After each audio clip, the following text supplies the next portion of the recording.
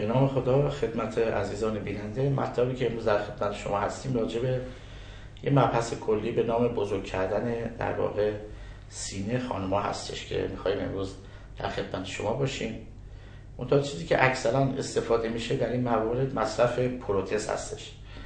پروتز یک اسفنجی هستش که در واقع از بافت بدن نیست و به صورت خارجی در زیر بافت پستان گذاشته میشه که انواع مختلف داره و چیزی که ما بیشتر استفاده میکنیم پروتزهای سیلیکونی هستش که البته من چندین موردش رو اینجا آوردم که امروز نشون بدم. چیزی که هستش این پروتزها اندازه و سایزهای مختلف داره، از حدود 200 سی سی تا حدود 400 سی سی پروتزها استفاده میشه.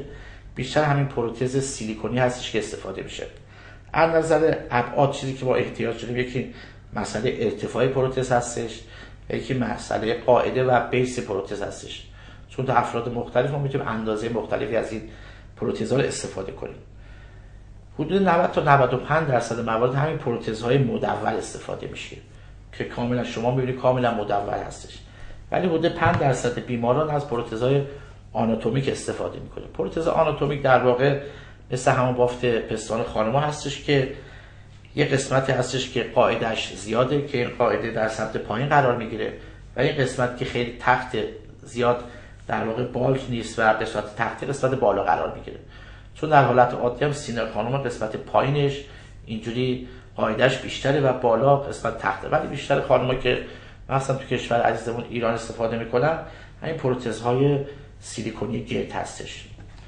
از نظر شکل ظاهری هم میتونه به صورت مزرس باشه که روش کاملا مزرس و خشنه و هم میتونه به صورت خیلی صاف و صیقلی شده باشه. فرقی که دیگه هستش میگن اونایی که به صورت صاف و صیقلی هستن امکان حرکت توشون هستش، ولی اینهایی که به صورت زبر و خشن هستش با تجربه که چسبندگی به جدار میده احتمال جابجایی توشون خیلی کمه. این سایزهای مختلف سیلیکونی ما خانمی که میاد مراجعه میکنه برای گذاشتن عمل جراحی پروتز سینه ما یه سری اندازه حتما باید براشون بزنیم تا مطمئن بشیم که اندازه پروتزی که میخوایم زیر سینه ایشون قرار بدیم به چه اندازه هستش. این مسئله قاعدش همونطور که گفتیم خیلی مهمه. ابتدا قاعده سینه خانم‌ها رو اندازه میگیریم و حدود 1 سانت از اون کوچکتر ما میایم براش پروتز اندازه میگیریم. مثلا اگه قاعده سینه خانم‌ها 13 سانتی متر باشه ما پروتز به کار میبریم که حدود 12 سانتی متر قاعده داشته باشه. این مسئله ارتفاعش هم حتما با بیمار صحبت میکنیم. بعضی خانم‌ها هستن که اظهار میدونن که میخوایم ما پروتزمون خیلی برجسته باشه و خیلی خوش نشون بده، ما از اون استفاده میکنیم که ارتفاعش خیلی بیشتر باشه.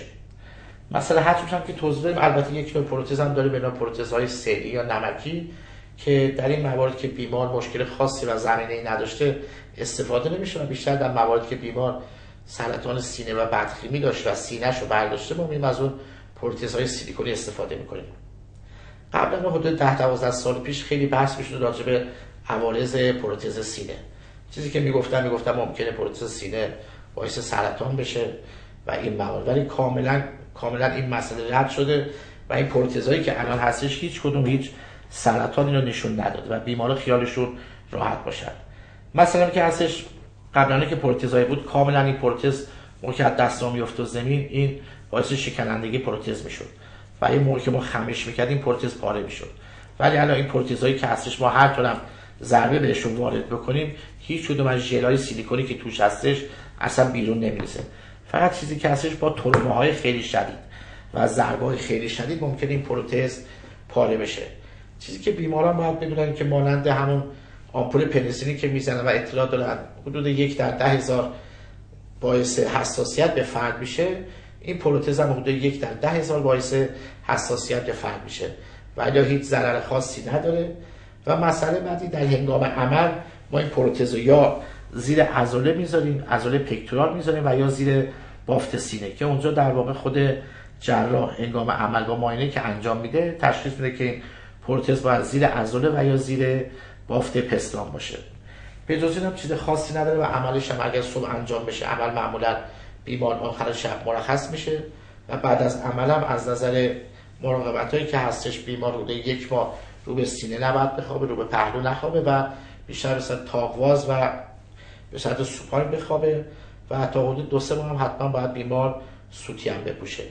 از نظر حرکت هم معمولا حرکت خاصی انجام نمیگیره، مخصوصا که اگر زیر عضلات نباشه اصلا این پروتزها حرکت انجام نمیگیره. فقط در انتهای یک جمله میخوام بگم که بیماران که مراجعه میکنن به جراح برای عمل جراحی پروتز سینه اصلا دنبال پروتزهای با وزن خیلی بالا نباشن، چون اگر پروتز خیلی بزرگ باشه مطمئنا وزنش زیاده و اگر وزنش هم زیاد باشه احتمال افتادگی پوست در 2-3 سال آینده بعد از عمل جراحی وجود داره و حتما با پزشکشون چک کنن راجع به اندازه و حجم پروتز.